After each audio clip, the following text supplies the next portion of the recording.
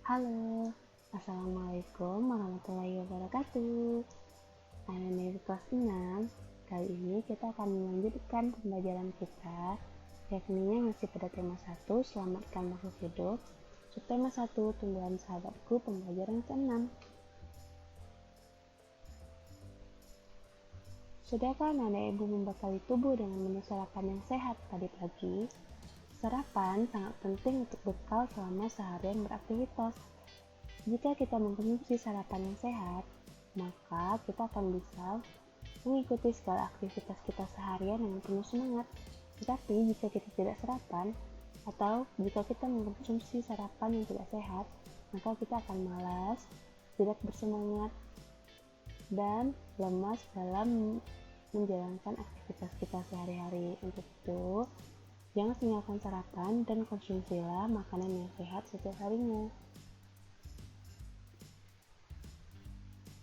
Kita dapat memanfaatkan gizi dari tumbuhan melalui makanan yang disantap sehari-hari.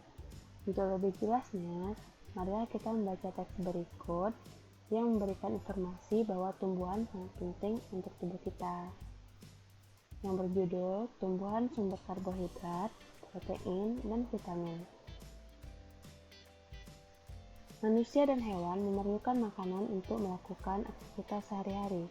Oleh karena itu, jenis tumbuhan yang banyak mengandung sumber energi perlu dikonsumsi setiap hari.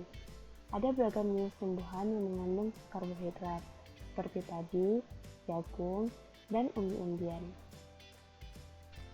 Manusia dan hewan juga memerlukan makanan yang cukup mengandung protein untuk pertumbuhannya, seperti untuk tumbuh tinggi, besar, dan mengganti sel-sel yang rusak dalam tubuh.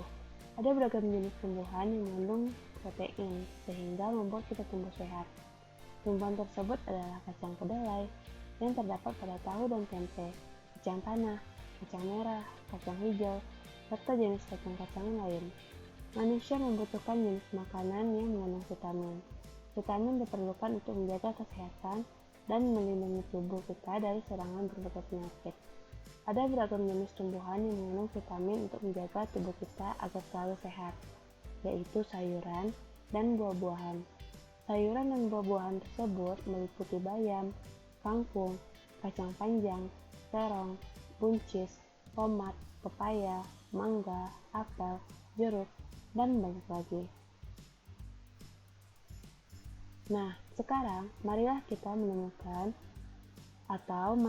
menarik kesimpulan dari setiap paragraf dari teks yang kita baca. Kita lihat dari paragraf pertama. Sebelum kita menarik kesimpulan dari paragraf ini, marilah kita temukan ide pokok dari paragraf ini. Ide pokok ini terletak pada kalimat utama dari paragraf. Maka dapat kita lihat bahwa ide pokok dari paragraf pertama adalah manusia dan hewan memerlukan makanan untuk melakukan aktivitas sehari-hari. Ini merupakan ide pokok. Nah, dari ide pokok ini kita dapat menarik kesimpulan dengan menggunakan kata-kata kita sendiri.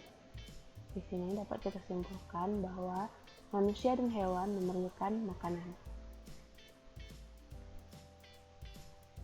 Nah, sekarang anak-anak ibu, silahkan lanjutkan untuk menemukan ide pokok serta menarik kesimpulan dari paragraf 2 dan 3. Silahkan dibuat dalam bentuk tabel seperti ini, paragraf, ide pokok, dan kesimpulan.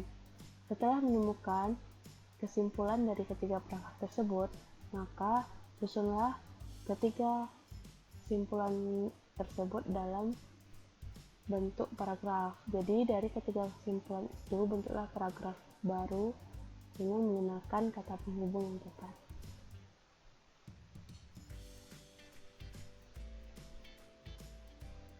Perlu diingat bahwa kesimpulan yang baik itu berisikan pesan yang ingin disampaikan kepada pembaca. Intisari dari tulisan dimulai dari khusus ke umum, menggunakan kosakata baku, suatu pernyataan yang dibuat berdasarkan ide pokok dan kata kunci dari kalimat penjelas dengan kalimatnya sendiri.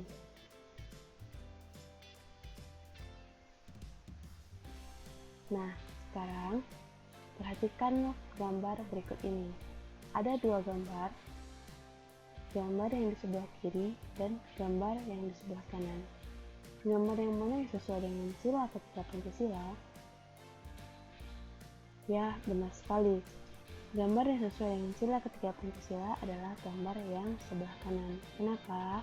Padahal di kedua gambar ini merupakan bentuk kerjasama.